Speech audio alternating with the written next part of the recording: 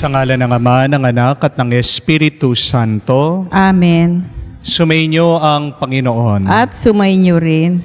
Mga kapatid, napakahirap maging mabuti kung tayo ay nakapaligid sa masama. Napakahirap maging mabait kapag ang iba ay napakasama sa atin. Kapag ang iba ay kinamumuhian tayo. Pero kabanalan, pag tayo ay nagpapatuloy na maging mabuti, kahit na merong masama, kabanalan, ang pagiging mabait, kahit na tayo ay kinamumuhian.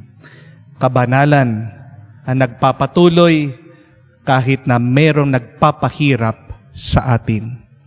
Hilingin natin ang lakas na magpatuloy sa buhay na banal, sa tulong at halimbawa ng ating Panginoong Hesukristo. Sa napakaraming beses na kung saan napanghinaan tayo ng loob dahil naging masama ang iba sa atin, dahil sinaktan tayo, dahil hindi nakita ang kabutihan na ating ginagawa. Hilingin natin muli ang awa at pagpapatawad ng Diyos para tayo ay makitang karapat-dapat na makatanggap sa mga banal na misteryo. Inaamin ko Sa makapangyarihang Diyos at sa inyo, mga kapatid, na lubha akong nagkasala sa isip, sa salita, sa gawa at sa aking pagkukulang. Kaya isinasamo ko sa mahal na Birheng Maria, sa lahat ng mga anghel at mga banal, at sa inyo, mga kapatid, na ako'y ipanalangin sa Panginoong ating Diyos. Kaawan tayo na makapangyarihang Diyos, patawarin tayo sa ating mga kasalanan, patnubayan tayo sa buhay na walang hanggan. Amen. Panginoon, kaawaan mo kami. Panginoon, kaawaan mo kami. Kristo, kaawaan mo kami. Kristo, kaawaan mo kami. Panginoon, kaawaan mo kami. Panginoon, kaawaan mo kami. Manalangin tayo. Ama naming makapangyarihan, patawarin mo ang mga pagsuway ng iyong sambayanan upang sa pagkakasangkot namin sa kinasadakang kasalanan dahil sa aming angking kahinaan, kami iyong pagbigyan lumaya ng tuluyan sa pamamagitan ni Jesucristo kasama ng Espiritu Santo magpa sa walang hanggan. Amen. Pagbasa mula sa aklat ni Propeta Jeremias. Narinig kong nagbubulungan ang karamihan. Tinagurian nila akong kilabot saan man. Sinasabi nila, isuplong natin, pati matatalik kong kaibigay naghahangad ng aking kapahamakan. Wika pa nila, marahil ay malilin lang natin siya. Pagkatapos, dakpin natin at paghihigantihan. Subalit ikaw, nasa panig ko, Panginoon, malakas ka't makapangyarihan. Madarapa mo ang lahat ng umuusig sa akin. Hindi sila magtatagumpay kailanman. Mapapahiya sila sapagkat hindi sila magwawagi. Mapapahiya sila habang panahon. At ito'y hindi na makakalimutan. Makatarungan ka kung sumubok sa mga tao, Panginoon. Diyos na makapangyarihan, alam mo ang laman ng kanilang mga puso't isip. Kaya't ikaw ay mahiganti sa mga kaaway ko. Ipinagkakatiwala ko sa mga kamay mo ang aking kapakanan. Awitan ninyo ang Panginoon, inyong purihin ang Panginoon sapagkat inililigtas niya ang mga api mula sa kamay ng mga gumagawa ng masama.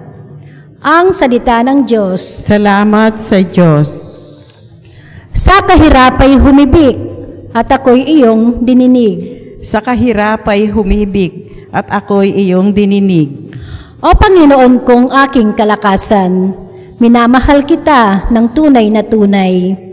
Panginooy, batong hindi matitibag, matibay kong muog at tagapagligtas. Sa kahirap ay humibig at ako'y iyong dininig. Diyos ko ang sa akin siyang nag-iingat, tagapagtanggol ko ang aking kalasag. Sa iyo, Panginoon, ako'y tumatawag, sa mga kaaway ako'y iyong ililigtas. Sa kahirapay humibig at ako'y iyong dininig. Gapos ako ng tali ng kamatayan, siniklot ng alon ng kapahamakan. Nabibingit ako sa kamatayan, nakaumang sa labi ng libingan. Sa kahirapay humibig at ako'y iyong dininig. Kaya't ang poon ay tinawag ko, sa aking kahirapan humingi ng saklolo. Mula sa templo niya, tinig ko'y narinig, umabot sa kanya ang aking paghibik. Sa kahirapay humibig at ako'y iyong dininig.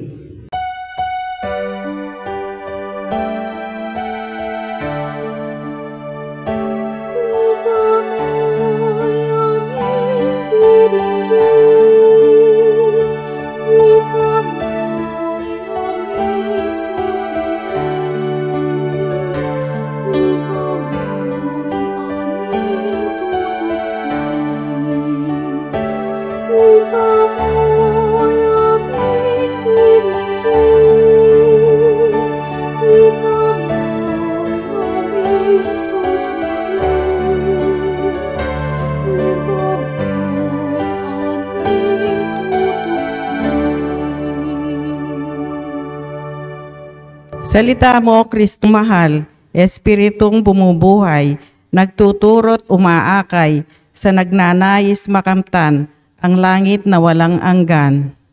Sumainyo ang Panginoon. At sumainyo rin Ang mabuting balita ng Panginoon ayon kay San Juan. papuri sa iyo, Panginoon.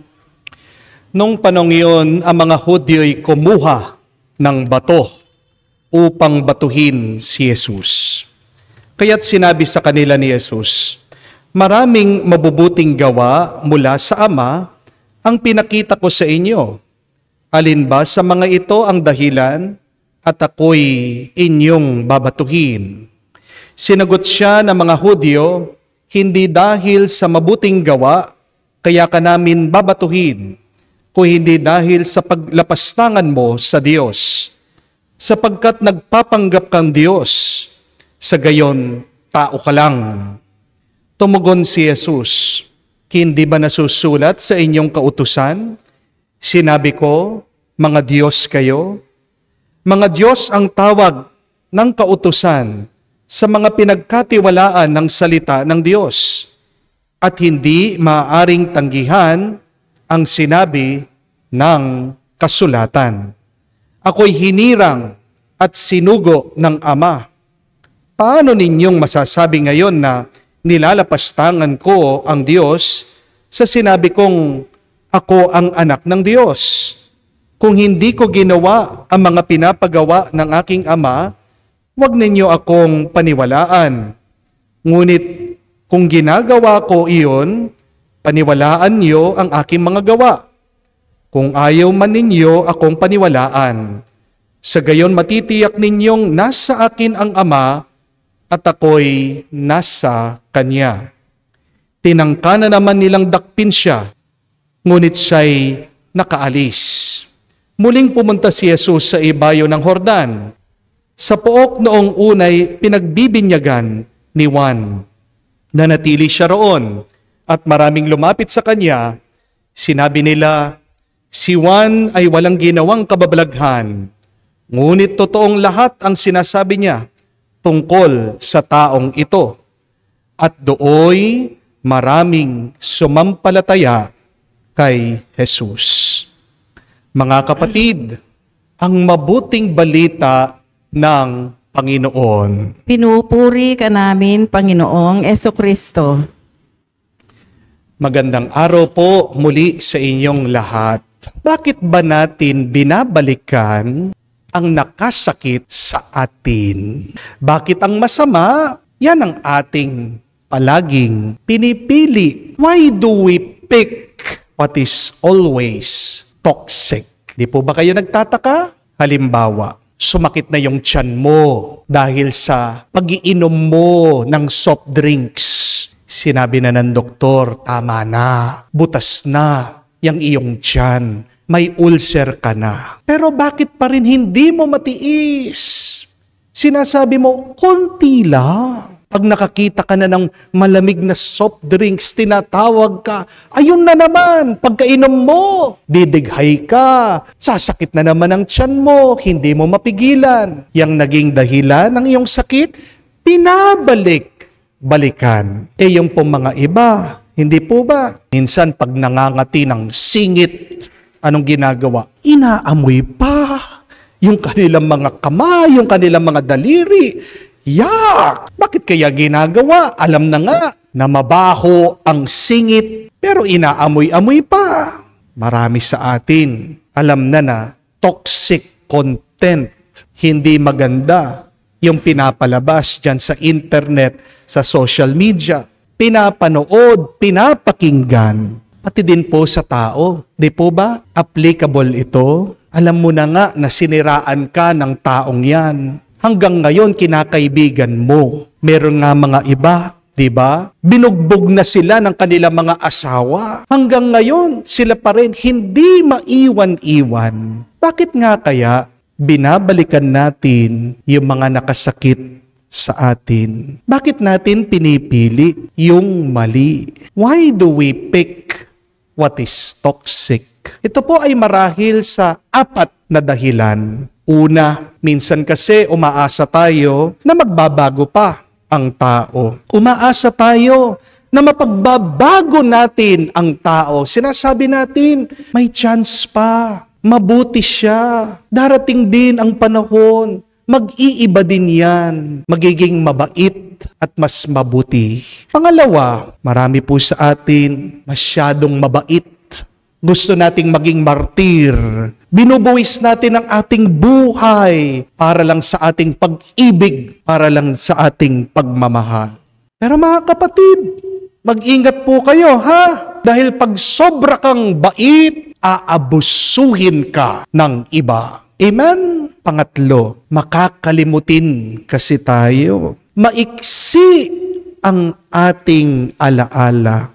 Umaasa kasi ang iba sa atin na hindi na muli mangyayari ang masama. Pero pang-4, merong mga iba na kasanayan na masaktan. Minsan, ayaw natin umalis dahil natatakot tayo sa pagbabago. Meron din na mga iba na nasaktan, mahal pa rin yung nanakit sa kanila. Nasanay na dun sa love and hate relationship. May tawag po ang mga psychologists dito. Sabi nila, ito yung 90-10 rule. Ano po yung 90-10 rule? Ito po yung paniniwala na binibigay natin 90% ng ating buhay dun sa mga taong ayaw natin. Pero 10% lang binibigay mo ang iyong sarili dun sa mga taong gusto mo, dun sa mga taong minamahal mo. Oo nga naman, kung pag-iisipan niyo po, di ba? 90% ng iyong buhay, binibigay mo doon sa iyong trabaho na hindi mo namang gusto.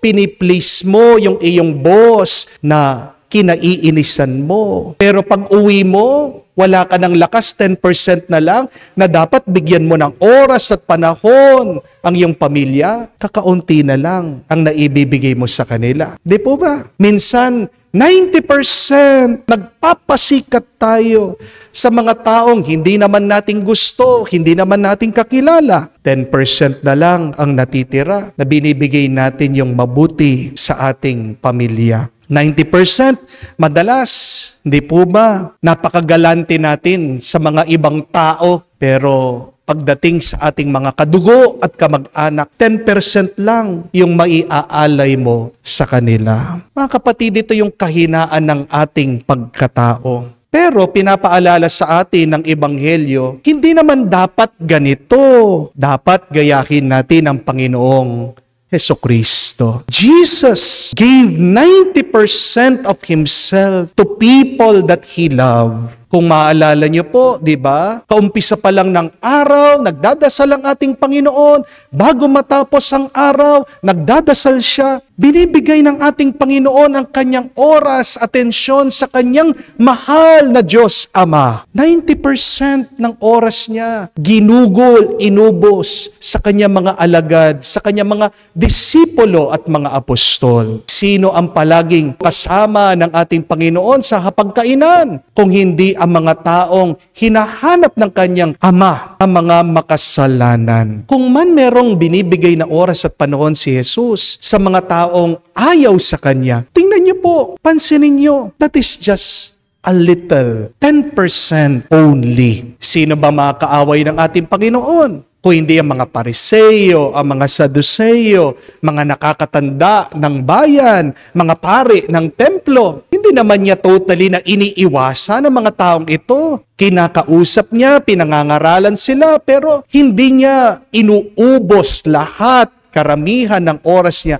dahil nga napaka-negatibo nila sa Kanya. Mga kapatid, naway maging kamukha tayo ng ating Panginoon. Ubusin mo naman ang iyong oras at panahon sa mga taong nagmamahal sa iyo. Kung man merong ayaw sa iyo, kung napapansin mo na napakarami na ng oras at panahon at lakas na binibigay mo sa kanila, ano ang paalaala? Number 1, avoid them. Iwas-iwasan mo sila. Diba? Pag nahulog ka na doon sa kanal, mag-iingat ka na. Kung man nakagat ka ng dikya sa isang dagat, hindi ka na babalik doon. Kung man sinisiraan ka ng isang tao, sa opisina man yan o kapitbahay mo, diba? Kakaunti na lang yung oras na lalapitan mo siya. My dear friends, distance yourself. Do not go to these people who do not love and appreciate you. Go to people who are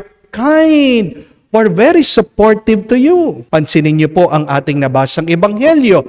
Nung binabato ang ating Panginoon, saan siya pumunta? Doon daw sa ilog ng Jordan, kung saan bininyagan ng ating Panginoon. Doon kasi naranasan ng ating Panginoon ang pagmamahal ng kanyang Ama. Nilapitan siya ng mga taong mahal siya, gusto siya, at doon nakagawa muli ng kababalaghan. Mga milagro at himala ang ating Panginoon. Tandaan niyo po mga kapatid, habang ikaw ay nakapaligid ng mga taong masasama, mahirap makagawa ng mabuti.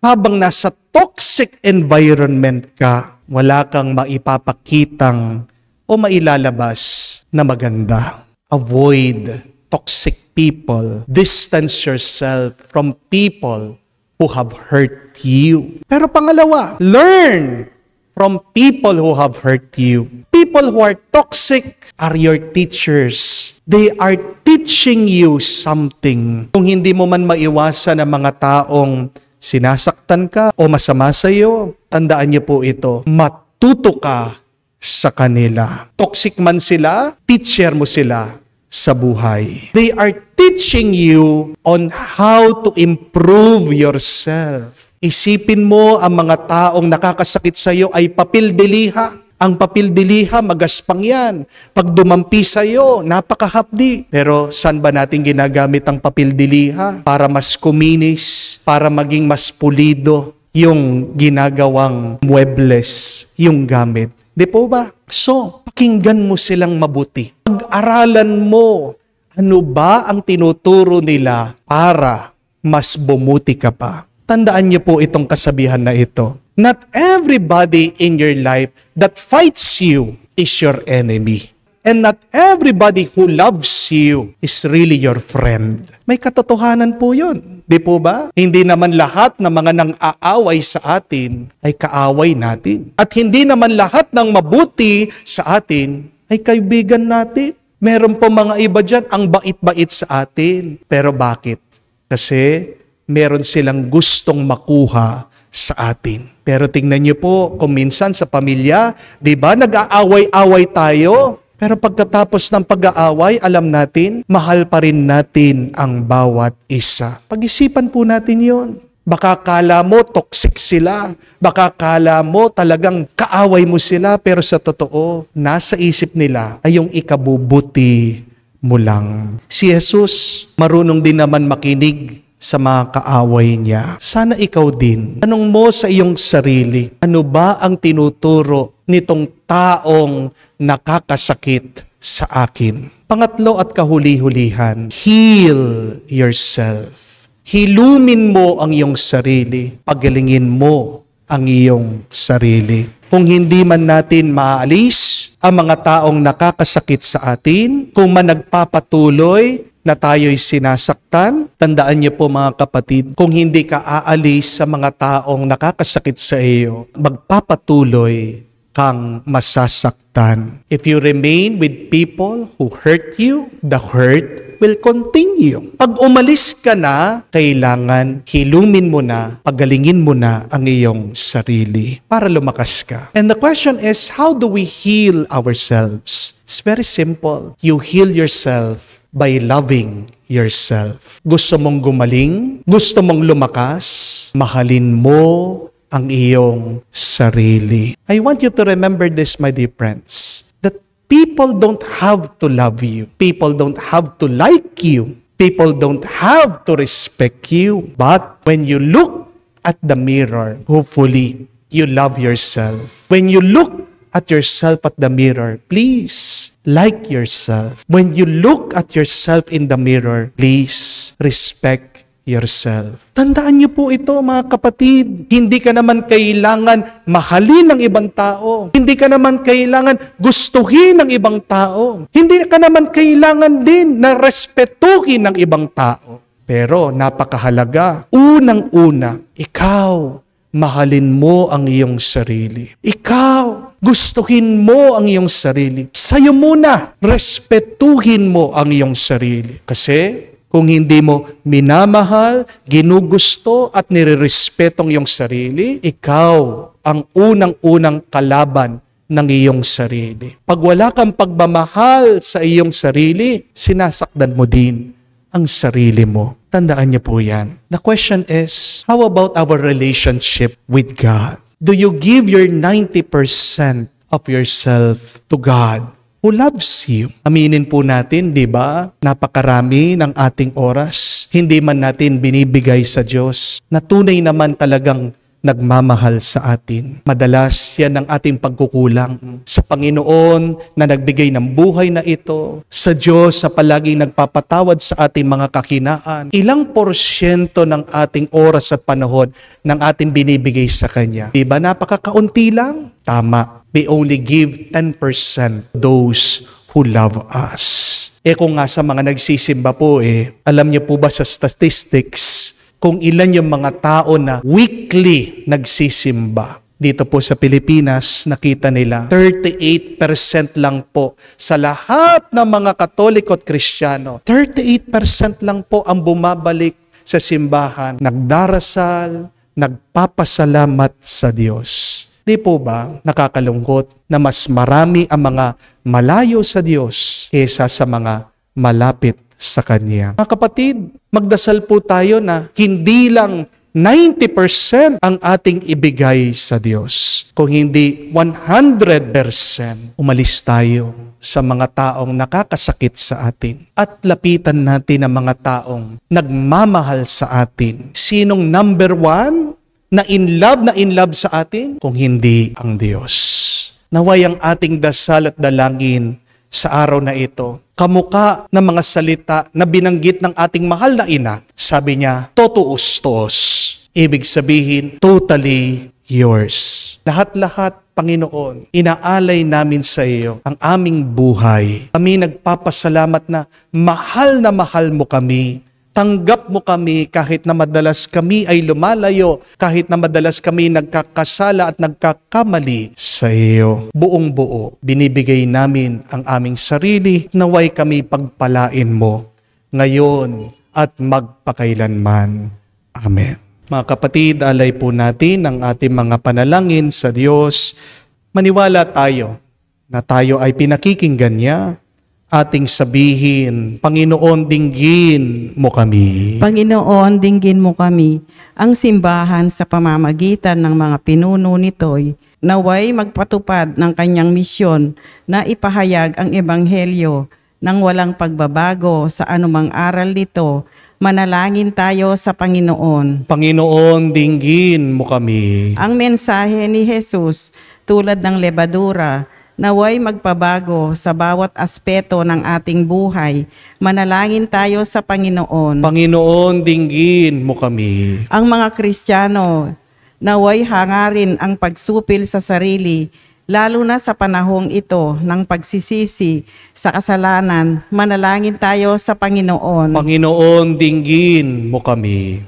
Sa katahimikan po ng ating puso, buksan natin sa Diyos ang ating mga personal na pangangailangan.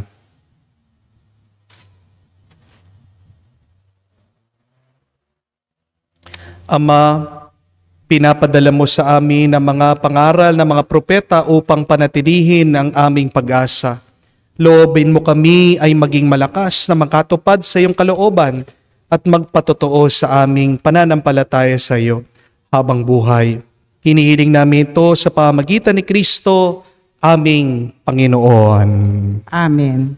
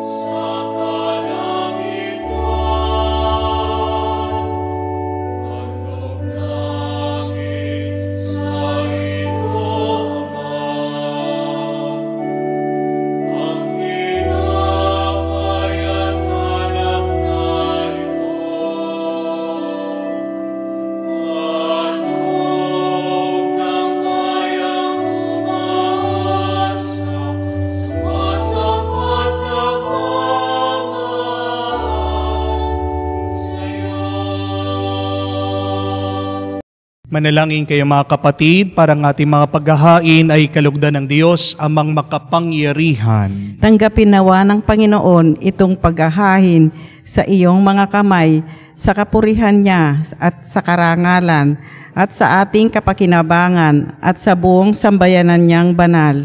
Ama naming lumikha, ipagkaloob mong kami maging laging marapat para sa paglilingkod ng iyong dambana aming maganap, upang sa paglahok namin lagi rito, kami maligtas sa pamagitan ni Jesucristo, kasama ng Espiritu Santo, magpa sa walang hanggan. Amen. Sumainyo ang Panginoon. At sumainyo rin. Itaas sa Diyos sa inyong mga puso at diwa. Itinataas na namin sa Panginoon. Pasalamatan natin ang Panginoong ating Diyos. Marapat na siya ay pasalamatan. Ama naming makapangyarihan, tunay nga marapat ikaw ang aming pasalamatan sa pamamagitan ni Jesucristo na aming Panginoon. Sa pagpapakasakit ng giliw mong anak, sa sangkatauhay minarapat mong magpahayag sa iyong dakilang pag-ibig sa lahat, na pawang nais mong tubusin ang Mesiyas sa harap ng iyong kadakilahan. Kapos ang dila naming magsaysay sa pag-ibig na makapangyarihan. Sa krus ay tinanghal, sa krus pinasyang patawarin ang mga tao. Sa krus nagtagumpay ang pinakong Kristo.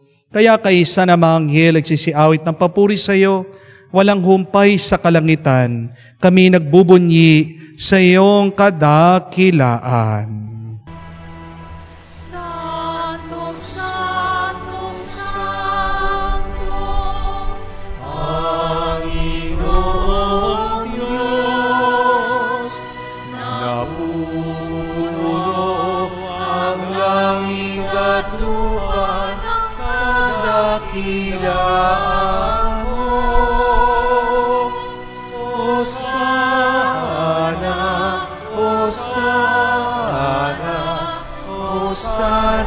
sa kaitaasan. Hosana, Hosana, Hosana sa kaitaasan.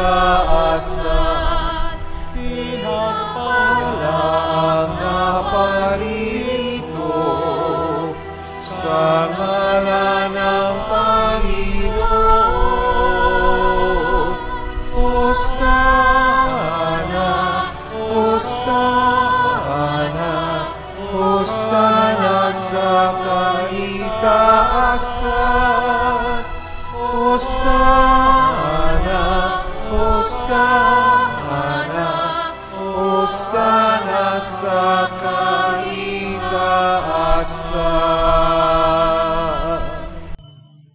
Ama naming banal, ikaw ang bukalan tanang kabanalan.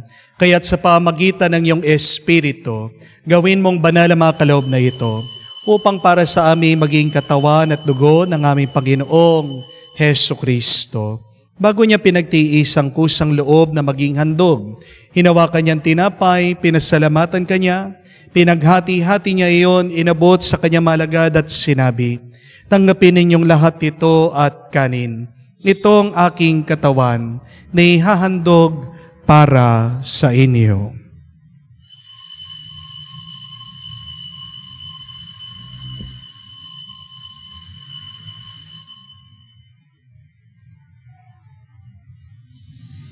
Gayon din naman na matapos ang hapunan, hinawakan niyang kalis, muli kanyang pinasalamatan. Inabot niya ang kalis sa kanya malagad at sinabi, "Tanggapin ninyo lahat ito at inumin. Itong kalis ng aking dugo, ng bago at walang hanggang tipan, ng aking dugo na ibubuhos para sa inyo at para sa lahat, sa pagpapatawad ng mga kasalanan. Gawin ninyo ito sa pag-aalaala sa akin."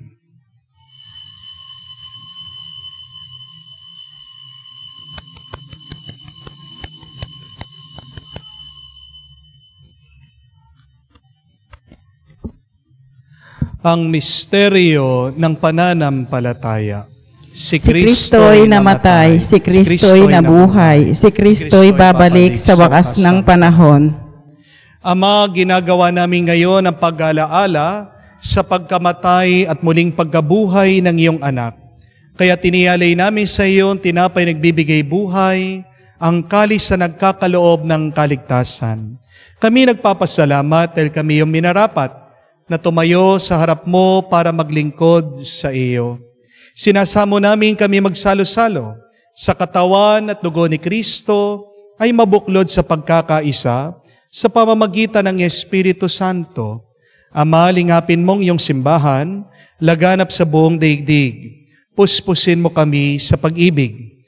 Kay San Francescong aming Papa, Florentino aming Arsobispo at ng Tanang Kaparihan. Alalahanin mo rin ang aming mga kapatid na nahihimlay may pag-asang muling mabubuhay. Gayon din lahat ng mga pumanaw. Kawan mo't sila't patuloyin sa iyong kaliwanagan. Kawan mo't pagindapatin kaming lahat, makasalos sa iyong buhay na walang wakas.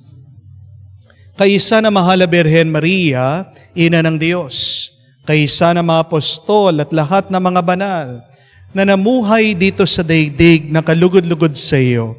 May pagdiwang nawa namin ang pagpupuri sa kararangal mo sa pamamagitan ng iyong anak aming Panginoong Hesu Kristo. Sa pamamagitan ni Kristo, kasama niya at sa Kaniya, ang lahat ng parangal at papuri ay sa iyo, Diyos Amang makapangyarihan, kasama ng Espiritu Santo, magpasawalang hanggan. Amen, Amen, Amen. Sa nakakagaling na utos at turo ng ating Panginoong Hesukristo at Diyos, ipahayag natin ng lakas loob.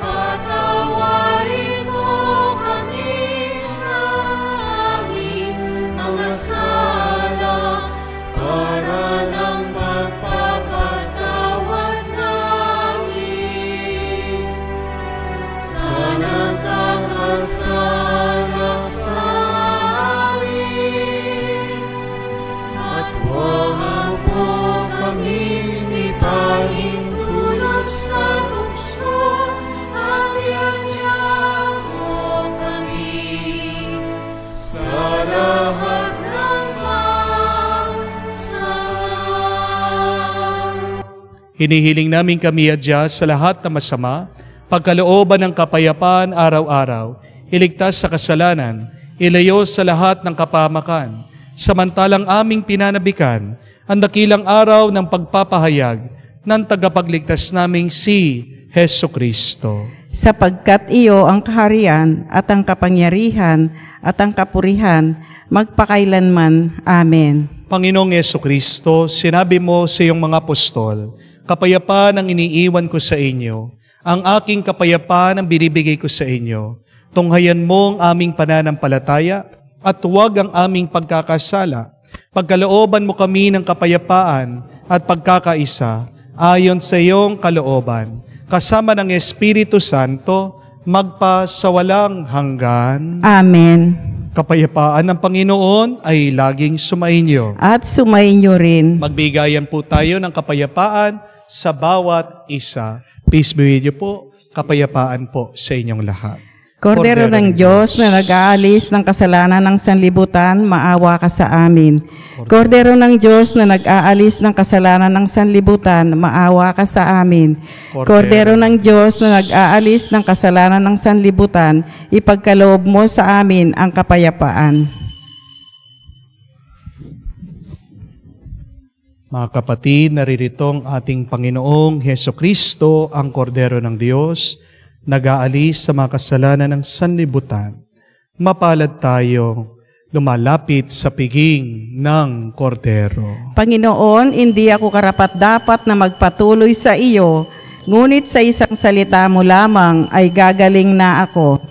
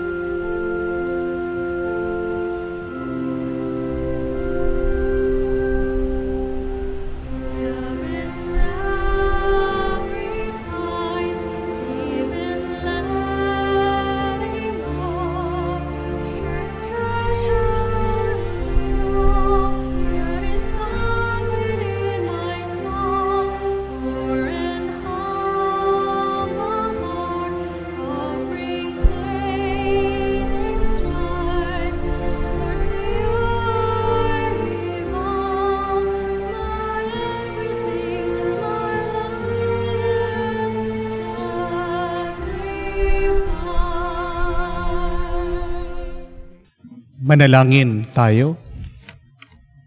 Ama naming mapagmahal, huwag nawang maparam sa amin ang bungang walang maliw ng pinagsaluhan naming paghahain. Manapay lagi nawa kaming ipagsalang-alang nito sa pamagitan ni Jesucristo kasama ng Espiritu Santo magpa sa walang hanggan. Amen.